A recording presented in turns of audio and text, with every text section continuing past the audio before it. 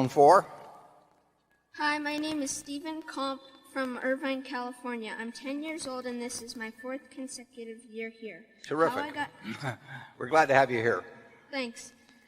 This is my 4th consecutive year here, and how I got to owning stock is my dad taught me to start my own business, and I bought Berkshire Hathaway stock with my profits.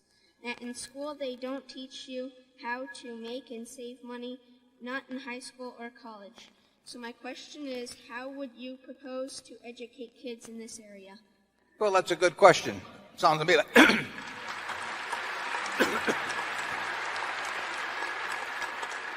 sounds to me like you could do a good job yourself too. And I'm, at 10, you're way ahead of me. Unfortunately, I didn't buy my first stock until I was 11, so I got a very slow start. And it's, what it takes really is, and you find it in some classrooms and you don't in others, but it takes teachers who can explain the subject. Charlie would say Ben Franklin was the best teacher of all in that respect, but it looks like you either got it from your parents, an education on that, and parents can do more education really in that respect even than teachers.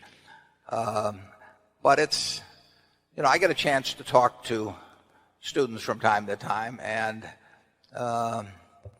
one of the things I tell them is, what a valuable asset they have themselves. I mean, I would pay any bright student probably $50,000 for 10% of his future earnings the rest of his life. So he's a $500,000 asset just standing there. And what you do with that $500,000 asset in terms of developing your mind and your talents is hugely important. The best investment you can make at an early age is in yourself. And it sounds to me like you're doing very well in that respect. I congratulate you on it. I don't have any great sweeping program for doing it throughout the schools, though. We have, here in Nebraska, we have an annual get-together of students from all the high schools throughout the state, and it's a day or two of economic education. I think it's a very good program. But I think if you just keep doing what you're doing, you may be an example to other students. Charlie? Well, I'd like to interject a word of caution. You sound like somebody who's likely to succeed at what you're trying to do, and that's not always a good idea. If all you succeed in doing in your life is to get early rich from passive holding of little bits of paper, and you get better at only that for all your life, it's a failed life. Life is more than being shrewd at passive wealth accumulation.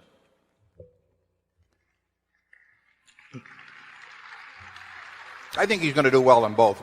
Zone 5. Good morning. My name is Thomas Kamei. I am 11 years old and from Kentfield, California. This is my 4th annual meeting. Last year I asked how the internet might affect some of your holdings. Since a lot of the internet companies have gone out into business, has your view of internet changed? Well, that's a good question, and I think that the internet probably looks to most retailers like less of a competitive threat than it did a couple of years ago. For example, if you look at the jewelers who have been on the internet, and in many cases, in several cases at least, had very large valuations a couple of years ago.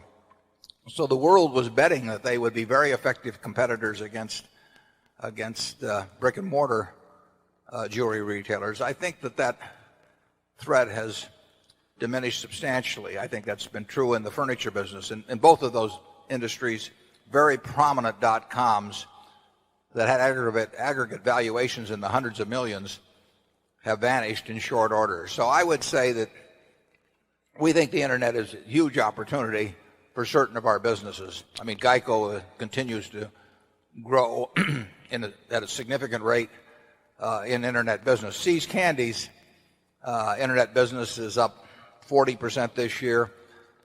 Last year was up a much larger percent from the year before, and it grows, and it'll continue to grow.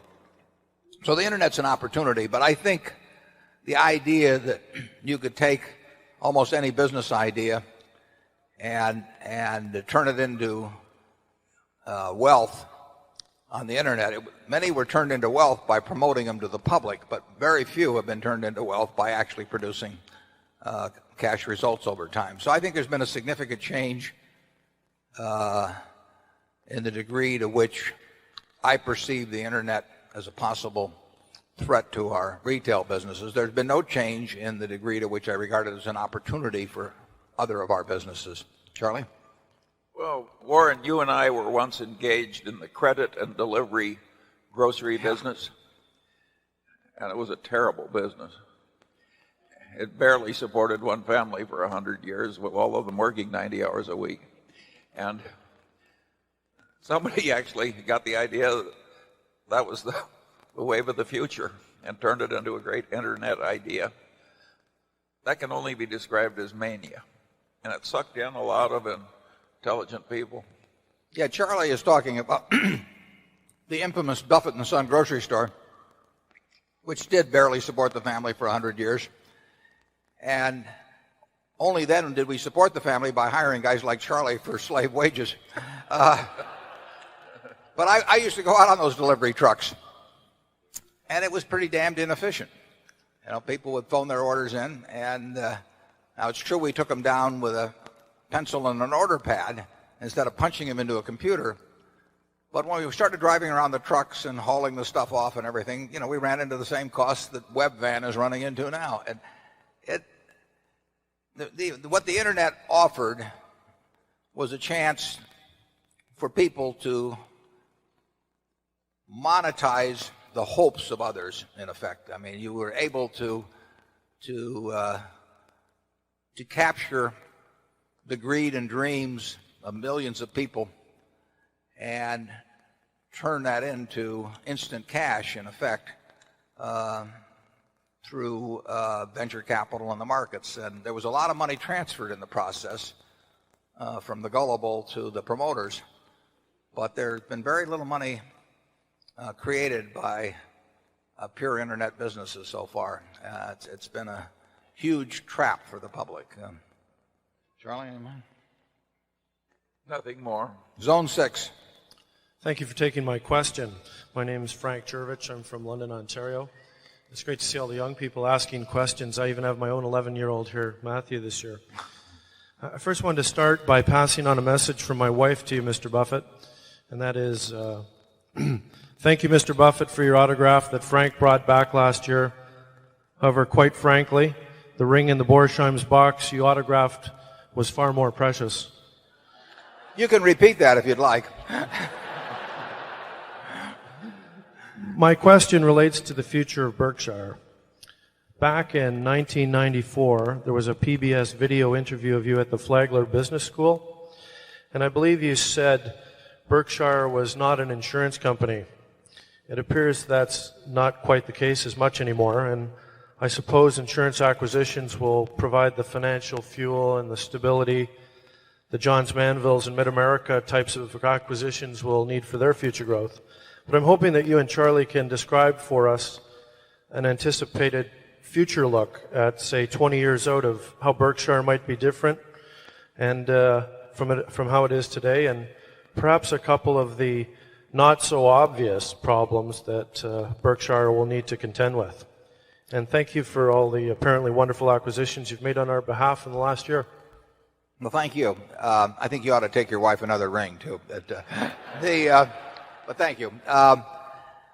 We actually, as long ago as, I don't remember whether it was in the 1980 annual report, but at least 20 years ago, we did say that we thought insurance would be our most significant business over time. We had no idea that it would get to be as significant as it is, but we've always felt that was, we would be in many businesses, but that insurance was likely to be our largest business. Right now, it's not our largest business in terms of employment. It's our largest business in terms of revenue, And we would hope it gets a lot bigger over time. We don't have anything in the works that would make that happen, although we will have natural growth in what we already own. But we will just keep acquiring things. And some years we'll make a big acquisition. Some years we'll make a few small acquisitions. We'll do whatever comes down the pike. I mean, if there's a phone call waiting when this meeting is over and it's an interesting acquisition, it'll get done. We don't have a master plan. Charlie and I do not sit around and strategize or talk about the future of various industries or do anything of that sort. It just doesn't happen. We don't have any reports. We don't have any staff. We don't have any of that. We try to look at what comes in. We try to survey the whole financial field. We try to look at what comes in and look for things we understand, where we think they have a durable competitive advantage, where we like the management, and where the price is sensible. And, we had no idea 2 or 3 years ago, that we would be the 87% owner of the largest carpet company, broadloom carpet company in the world. We just don't plan these things. But I would tell you in a general way that 20 or so years from now, we will own a lot more businesses. I would still think it likely, I think it's certain that insurance will be a bigger business for us in 20 years than it is now, probably much bigger. But I think it's also likely it will be our biggest business still. But that could change. We could get a deal offered to us tomorrow that was a $15 or $20 billion deal, and then we've got a lot of money in that industry at that point. We have no more master plan now than we had back in 1965 when we bought the textile mill, really. We had a lousy business. I didn't realize it was as lousy as it was when I got into it. And we had to, we just had to start trying to deploy capital in an intelligent way. But we've been deploying capital, since I was 11, and that's our business, and we enjoy it, and we get opportunities to do it. But the bigger you are, the fewer the opportunities you're likely to get. Charlie? Well, I think it's almost a sure thing that 20 years from now, there'll be way more strength and value behind each Berkshire share. I also think it is an absolutely sure thing that the annual percentage rate of progress will go way down from what it has been in the past. No question about it. On that happy note, we move to Zone 7. Good morning, Mr. Buffett, Mr. Munger. My name is Gary Rotstrom from right here in River City. I've been a shareholder since '93 and have loved every minute of it. Recently, there's been medication available to reduce cholesterol. My doctor even gave it to me since mine is kind of high. Every time I hear what you like to eat, Warren, it makes me wonder what your cholesterol level is. Or if you even worry about it. I think everyone here wants you to be with us for a long time, so have you considered taking this new medication to reduce your cholesterol level? Yeah, I do know the number, and I don't remember. My doctor tells me it's a little high, but if he says it's a little high, it means it isn't that high. Because he always tries to push me into making a few changes in my life. But I've got a wonderful doctor, and I was lucky last year because I hadn't been in to see him for about 5 years, and due to those guys cost a lot of money. And due to purely an accident, a reaction to some other medicine I was given when I was out of the city, he got a hold of me, and then he shamed me into having a physical, and it was extremely lucky because I had a polyp in the colon that would have probably caused trouble, within a couple of years. I would say that if you ask my doctor, he would want me to make a few changes, but he would also say that my life expectancy is probably a lot better than the average person of 70. I have no stress whatsoever, zero. I get to do what I love to do every day, and I'm surrounded by people that are terrific. So that problem in life just doesn't exist for me, and I don't smoke or drink or, well, we'll end it right there. And so, if you were an underwriter for a life company, you would make me considerably better than average. You'd rate Charlie better than average too. And I'm sure that it could change it slightly, perhaps on the probabilities. If I change my diet dramatically or something, but it's very unlikely to happen. Actually, when my mother got to be 80, the most important thing in life in terms of how long you live is how long your parents live. So I got her an exercise bike when she got to be 80. And she put 40,000 miles on it. And I told her to watch her diet and do all these things. And I mean, she lived to be 92. So, she did her share. And I helped her do it by giving her the exercise bicycle. So I think that improved my odds at that point. Charlie? Yeah. I have a book recommendation which will be very helpful to all shareholders that worry about Warren's health and longevity. And that's this book called Genome by Matt Ridgely, who was for years the science editor of The Economist magazine. And if Ridgely is right, Warren has a very long life expectancy. There are very interesting correlations between people who cause stress to others instead of suffering it themselves. And Warren has been in that position ever since I've known him. And the figures that Ridley quotes are awesomely interesting. It is a fabulous book. Of course, I'm recommending a bestseller, but they're selling it in the airport. It's called Genome, and you'll feel very good about Warren's future if you agree with the science of the book. Zone 8. My name is Charlie Sink. I'm from North Carolina. Mr. Buffett, your article last year in Fortune magazine was excellent. I'm wondering what your thoughts are on American business profit margins, return on equity in the future. Also, would like your thoughts about the some businesses today with their huge inventory write-offs. What your thoughts about those are? Yeah, well, in that article I talked about the unlikelihood of corporate profits in the United States getting much larger than 6% of GDP. And historically, the band has been between 4 and 6%, and we've been up at 6% recently. So unless you think that profits as a part of the whole country's economic output are going to become a bigger slice of the pie, and bear in mind they can only become a bigger slice of the pie if other slices get diminished to some extent, and you're talking about personal income and items like that. So I think it's perfectly rational and reasonable that in a capitalistic society the corporate profits are something like 6% of GDP. That does not strike me as outlandish in either direction. It attracts massive amounts of capital because returns on equity will be very good if you earn that sort of money.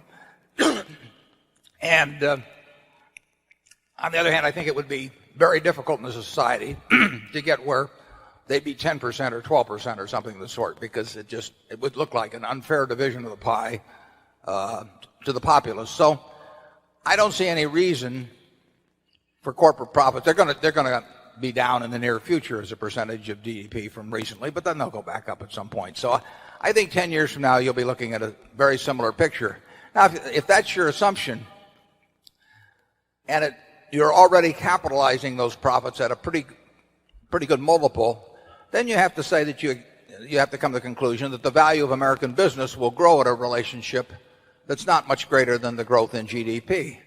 And most of you would estimate that probably to be, maybe 5% a year if you expect a couple percent a year of inflation. So I wouldn't change my thoughts about the profitability of American business over time, and I wouldn't change my thoughts much about the relationship of stock prices over time to those profits. So I would come down very similarly. Now, interestingly enough, some of those same relationships prevailed decades ago, but you were buying stocks that were yielding you perhaps 5% or something like that, so that you were getting 5% in your pocket plus that growth as you went along. And of course, now if you buy stocks, you get 1.5% if you're the American public before the frictional costs, so that the same rate of growth produces a way smaller aggregate return. I think stocks are a perfectly decent way to make 6 or 7% a year over the next 15 or 20 years. But I think anybody that expects to make 15% per year, or expects their broker or investment advisor to make that kind of money, is living in a dream world.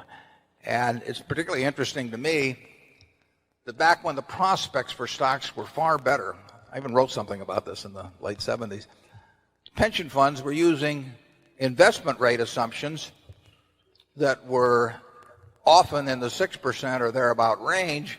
And now when the prospects are way poor, most pension funds are using, building into their calculations, returns of 9% or better on investments. I don't know how they're going to get 9% or better on investments, but I also know that they change the investment assumption down, it will change the charge to earnings substantially, and they don't want to do that. So they continue to use investment assumptions, which I think are quite unrealistic. And with companies with a big pension component in their financial situation, and therefore in their income statement, that can be quite significant. It'll be interesting to me to see whether in the next couple of years, where pension funds are experiencing significant shortfalls from their assumptions, how quickly they change the assumptions.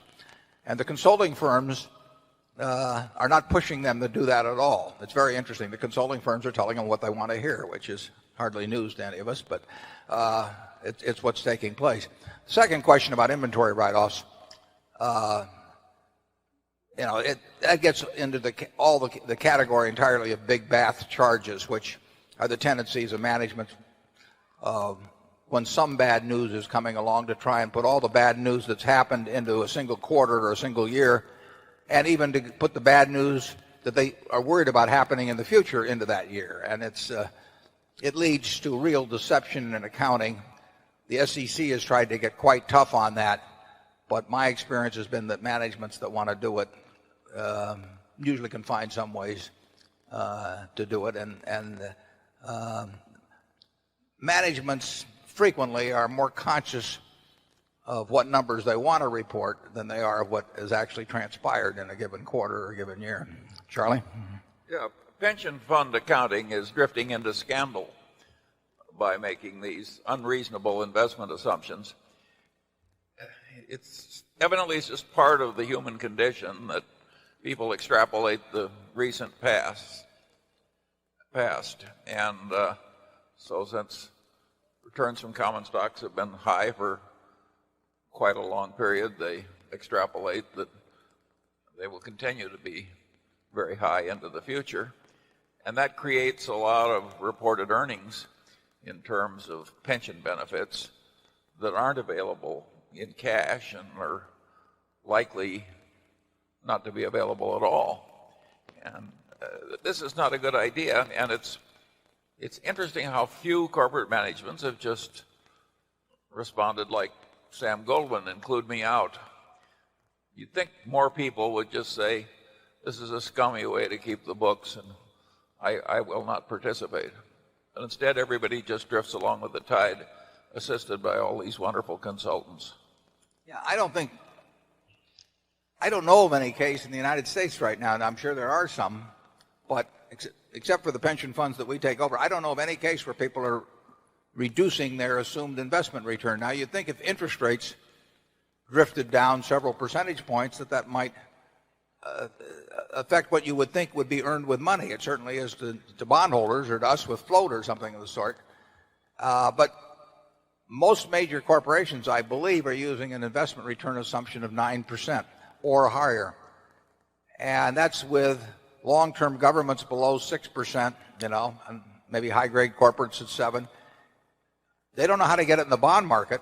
They don't know how to get it in the mortgage market. I don't think they know how to get it in the stock market. But it would cause their earnings to go down if they change their investment assumption.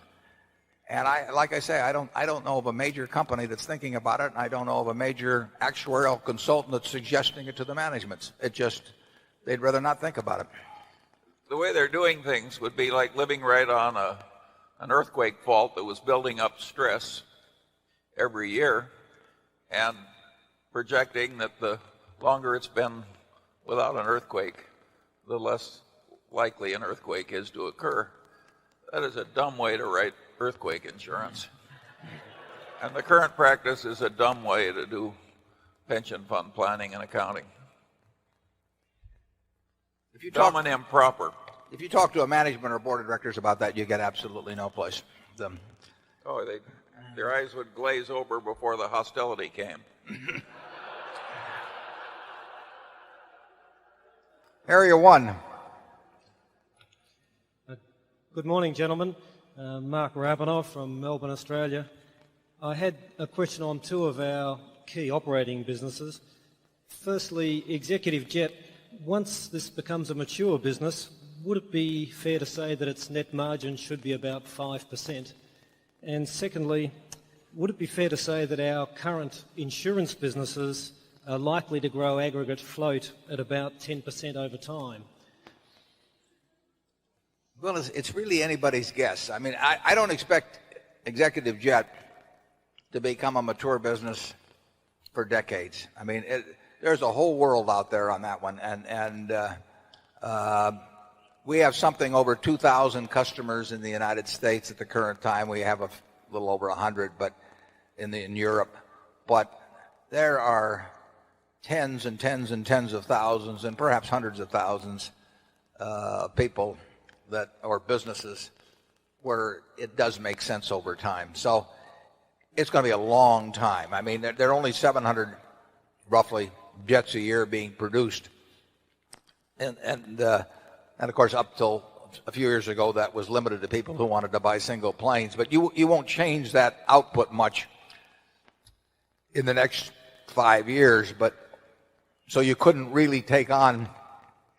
We can take on about 600 customers a year just in terms of the delivery schedule that we have built into our business, and we couldn't change that. We couldn't double that because the planes simply aren't available in the next year or two, although we have orders further out.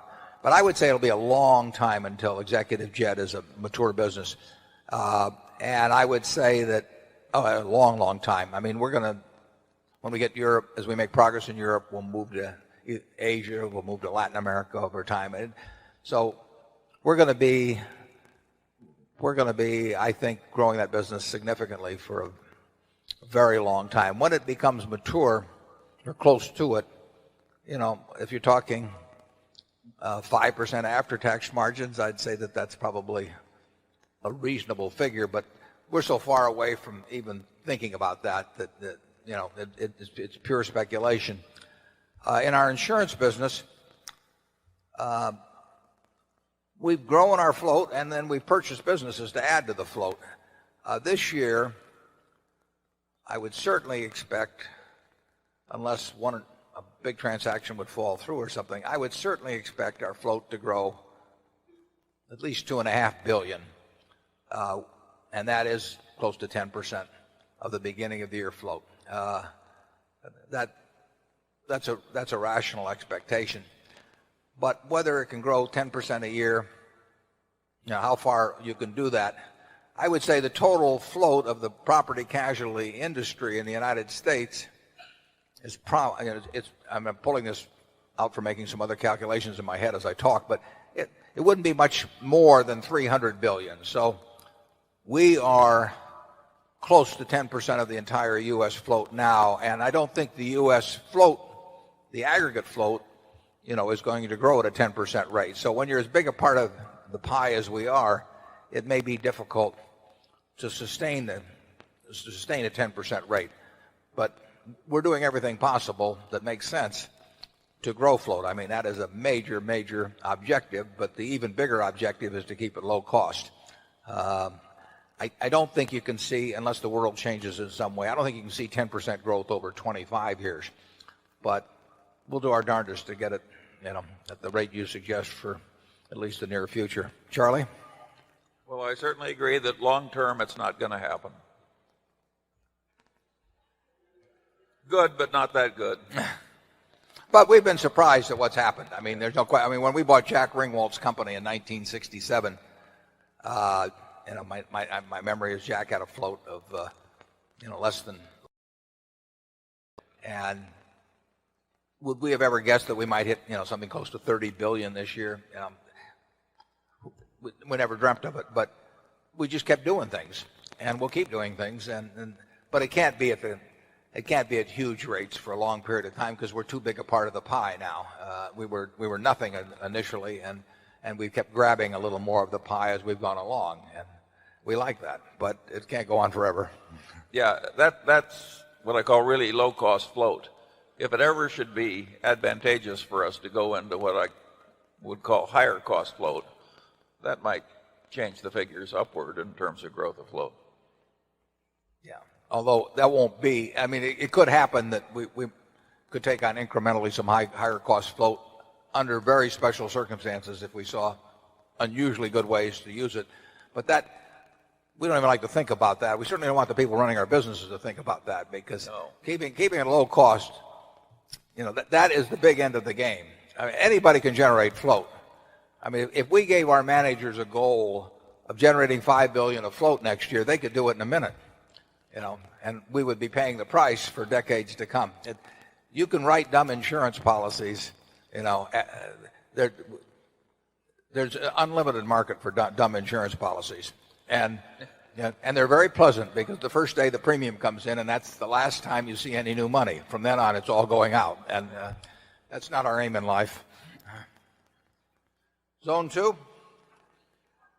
My name is Kjell Hagen. I'm a Norwegian working in Tokyo in Japan. I'm very satisfied to have more than 95% of our family savings in Berkshire. I have two questions. In my work, I've seen a lot of insurance companies in Europe and Japan. And I think that GEICO's business model is quite superior to most primary insurance companies in Europe and Japan. And I think that GEICO would be very successful in Europe and Asia. So I'd like to hear what are the views and plans for GEICO doing business in Europe and Asia. Second, regarding Coca-Cola, living in Japan, I noticed that Coke has a relatively low presence in advertising, although they are the largest player, with 30% market share versus 15% for the number 2. I think Coke is being too cheap on advertising, thus hurting the long-term position. I wonder if advertising strategy internationally is a high enough priority of Coke's management, and if the aggressiveness is sufficient. I'd like to hear if you have any comments on this. Also, I'd just like to thank you very much for this experience and for the wonderful company you have created.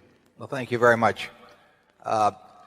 Clearly, when you've got a business model that works as well as GEICO has in this country and it continues to work well, and has that fundamental advantage of being a low-cost operator, we think about every possible way that we can take that idea and extend it. It's been remarkably hard to do it. I mean, the management has tried various things ever since Leo Goodwin started the company in 1936 to take it into other areas, and those efforts have been modestly successful in certain things like life insurance, but then they got out of it, and various other things. But it's an idea still. We have 4% or so of the market in the United States. This market is so huge, and as we look at the drain on human resources involved in extending it into other countries, and we've looked at it a lot, and it may be something we'll do at some time, but we've never felt that the possible gain, considering the rigidities of these other, both in Europe and in Asia, breaking in, it's not easy to get into those markets, and the cost, the time, we've just felt that it would be better to concentrate those same resources in this country. It's not a question of capital at all. I mean, we put the money in a second. And we're doing it in something like NetJets in Europe. I mean, there's a human cost to it. There's a financial cost to it. Financial cost bothers us not at all. Human cost is a real question because it gets back to Charlie's opportunity cost. We have talented managers, but we have a finite number of them. And I would rather have Tony Nicely and Bill Roberts and their crew focusing on how to gain additional market share in this country at the right rates, starting in a project in Europe or Asia now. But it's a very good question. It's something I can guarantee you we think about all the time. We'll continue to think about. We've tried to extend geography. Coke has been the most successful company in the world in extending geography. We've tried to do it with See's Candy, and it's had very limited success. I mean, we've tried 50 different ways because the trials are relatively cheap to do, and we think it should work. We just haven't been able to make it work. But it's a very good question. The question about Coke's advertising in Japan, as you know, Coke has a terrific presence in Japan. Japan's an interesting market because the percentage of soft drinks sold through vending machines is just far, far, far higher than any place in the world. And the United States is a very distant second. And then the rest of the world, there's very little done in the way of vending machines. I don't know the specifics of the advertising in Japan, but of course Doug Daft, who now is the CEO of Coke, comes with a huge background in Asia. And I mean, that was his territory for much of his career. And Doug, we have a new very major advertising campaign coming up, and you probably read that Coke is going to spend $300 million plus additional on marketing beyond the normal spend, which is huge. And I can't tell you the specific markets in which that will be, but I would be surprised if Japan isn't a big part of it, because Japan is an enormous market for Coca-Cola. Charlie? I have nothing to add. Zone 3, please. Hi, my name is Steve Rosenberg. I'm from Ann Arbor, Michigan. First, I just want to thank both of you for being two phenomenal role models. I've really looked up to you both for a long time. My first question is about reinsurance. I believe that you're willing to write larger policies and reinsurance than anyone else, but that you still insist on the amount of your liability being capped. I'm wondering, with your investments in companies that have exposure to asbestos, have you somehow capped that, or is that unlimited, especially given joint and several liability? My second question involves auto insurance, and I was wondering, does State Farm's structure as a mutual insurance company compensate it or help it compensate for having a higher cost structure, because over the long term it need only remain solvent and not provide an adequate return on capital to its investors? The first question on asbestos, we have not put any significant money, to our knowledge, in any company that has any asbestos exposure. Now, you know, we have a small amount of money in USG, where the subsidiary, United States Gypsum, has a major asbestos exposure, but that's a very, very minor investment. That would be the only one that I can think of. We've walked away from several deals that were quite attractive in every respect except asbestos, but that's like saying, you know, to a 120-year-old, you know, you're good health except for the fact that you're dead. So we don't go near asbestos. Now, in terms of our retroactive insurance policies, we are taking over the liabilities of companies that have lots of asbestos exposure. And in that case, we assume that those those contracts will be paid in full. I mean, we make no assumption of any reduction in asbestos costs, but we do cap them. There's a couple things you can't cap in insurance. You can't cap workers' compensation losses. I mean that you can as a reinsurer, but I mean the primary insurer can't do that. I believe in auto, for example, in the UK that it's uncapped. And I think that nobody thought that was very serious until they had a recent accident that caused, I think it involved a car doing something that an auto doing something to a train that was unbelievable. So there are a few areas where insurance is written on an uncapped basis. And in our case, we write some auto insurance in the UK, and we write some workers' comp primarily in California. But generally in the reinsurance business, you are capping the liabilities you take on. I mean, obviously when we bought General Re, they had asbestos liabilities from reinsurance contracts they'd written. But the reinsurance companies are pretty careful about writing unlimited policies. We write huge limits. We're the biggest, if somebody wants to write a huge limit or an unusual limit, they should call us, because there's no one else in the world that will act as big or as promptly as we will. But we don't write things that are unlimited. Now, the interesting thing is that the biggest exposures, in our view, are the people that write a lot of primary business and don't have the catastrophe cover they need. I mean, if you write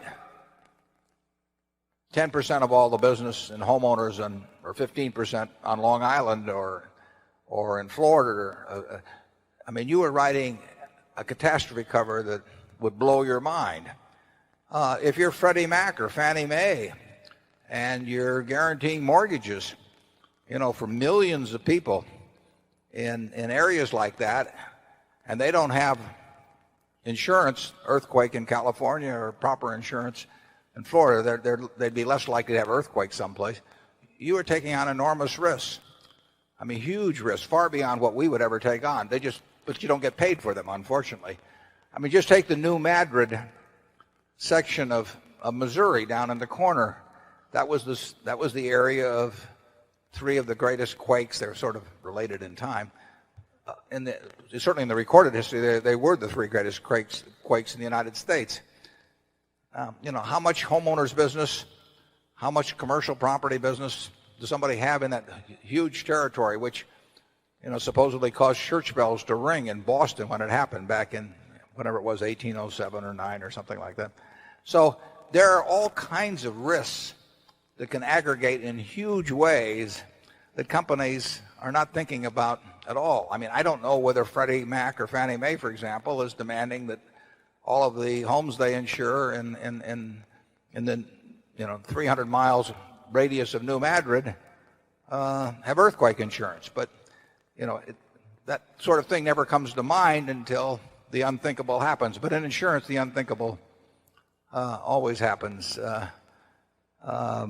State Farm, as a competitor, is a mutual company, and it has a huge amount of net worth.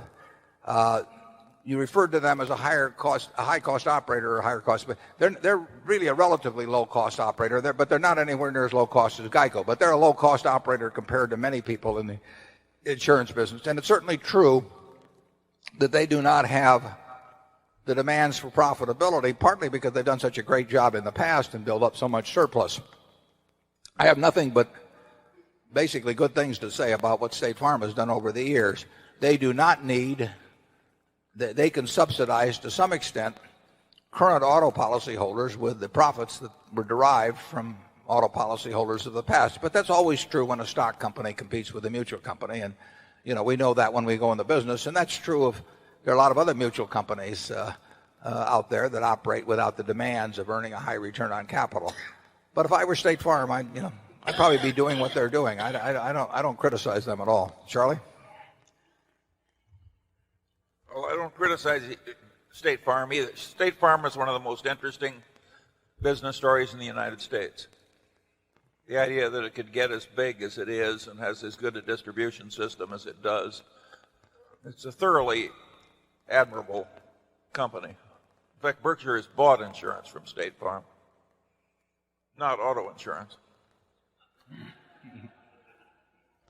Geico still has a lower cost structure. I mean, it is a great business operation, and we have invested significantly to build that because it is so attractive. And as I pointed out in the annual report, the incremental investment we made last year did not produce the same results as incremental investments in previous years. So we are finding it hard to grow the business under current circumstances on a basis that we would like to. But it's a wonderful business, and it has a business model that I wouldn't trade for anything. Zone 4. Hi, Mr. Buffett, Mr. Munger.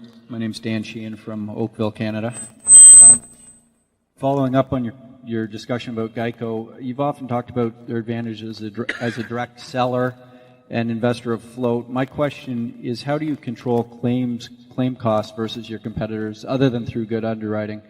Some who may have advantages in terms of economies of scale or cutting corners you won't do. And this might allow them to eliminate some of the advantages you've gained on the other side of the combined ratio. And my second question is, you've said it's hard to be smarter than your dumbest competitor. And along that line, what are your thoughts about a recent Wall Street Journal article about a major airline getting into the fractional jet business? Thank you. I don't worry about the dumbest competitor in a business that's service. The customer will figure that out over time, and we have a huge advantage in the fractional ownership business. I mean, we have 265 planes flying around now, and you can get one on 4 hours' notice at any one of 5,500 airports. We have planes in Europe for our American customers. We have planes here for our European customers, and nobody's going to catch us, in my view, in fractional ownership. And we've had some dumb competitors in the past and in that business, and they bleed. And to the extent, I mean, we've got more blood than they have. In the question of Geico and underwriting, that it's a fascinating business, because there are in this audience there are people with hugely different propensities to have an accident. And of course, most people figure they're better than average. Now, part of the propensity to have an accident will depend on how many miles you drive. Obviously, somebody never takes the car out of the garage, no matter what their driving skills might be, is not going to have an accident. If they drive 10 miles a year, you're pretty safe with almost anybody. But so there's a relationship to miles driven, but there's a relationship to all kinds of other things. And the trick in insurance is being able to figure out the variables and not have them too many, because you still have to get people to fill out a form, and you don't want something that has practically no significance. But the trick is to find out what questions you need to ask to determine in which category to place people as to their propensity to have an accident. Now, in the life insurance business, even Charlie and I have figured out that the older you get, the more likely you are to die in a given year. Now, that's not the only factor, but everybody understands that the older you are, the mortality risks go up.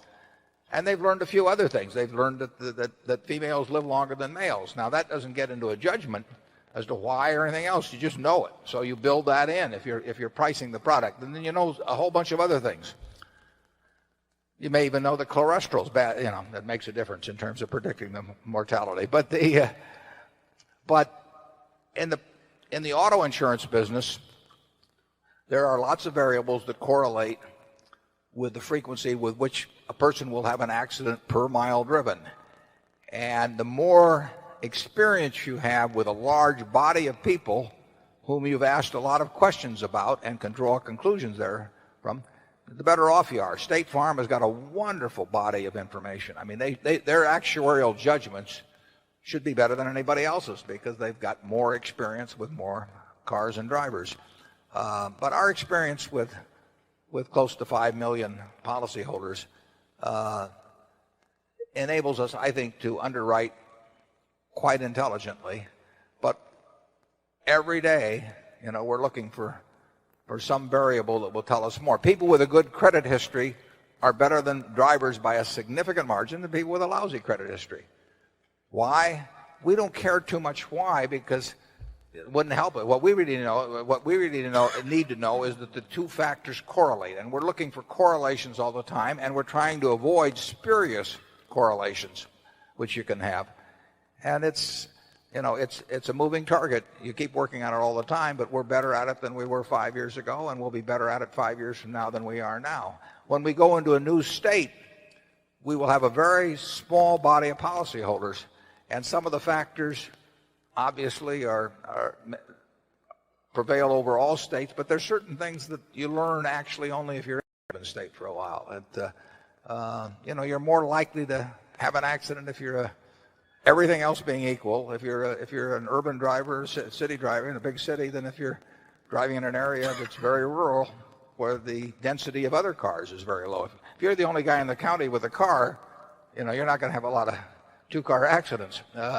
So the underwriting question is all important, and fast, fair settlement of claims is very important, because people who really weren't injured start feeling worse and worse as they talk to more and more lawyers. The claims delivery is a vital part of running a good property casualty operation. And all I can tell you is at GEICO that we think very hard about those things, but we'll be thinking about them tomorrow as well as today. Charlie? Well, vis-a-vis the fractional jet ownership program which has been announced for United Airlines, I find that very interesting. A senior United Airlines pilot now makes about $300,000 a year plus fancy fringes, including pension. And what he does is work a very limited number of hours a month, and about half of that he spends sleeping in a comfortable bunk on long ocean flights. That is not a culture that will work well in fractional jet ownership.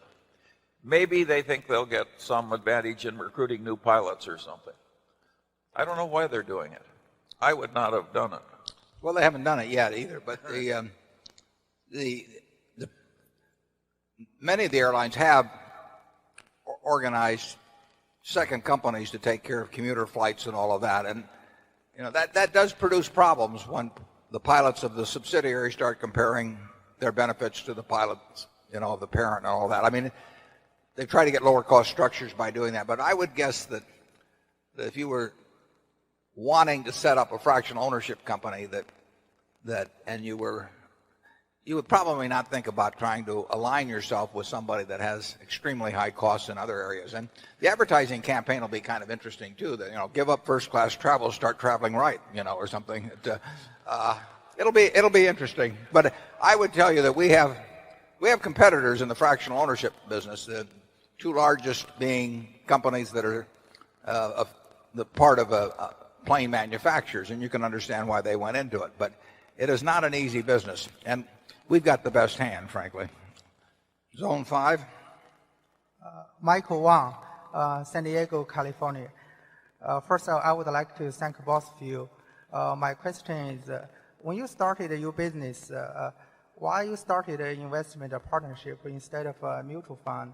And also, can you recommend a good book or books regarding how to start an investment partnership or fund, and how to service clients, etc.? Yeah, I don't know of any books on starting partnerships or hedge funds. You know, Charlie? No, but people seem to manage to create them without the books. Yeah. The incentives are awesome. Yeah. And the one thing, I mean, it's always interesting to both of us how you get certain things that are fashionable, and people think that by naming something, a given name, that somehow that makes everybody smarter or able to make money in it. I mean, there is no magic to private equity funds, international investing, hedge funds, all of the baloney that gets promoted in Wall Street. But what happens is that certain things become very promotable, usually because there's been recent successes by other people, and that the new entrants extrapolate the successes of a few people in the past to promote new money from people currently.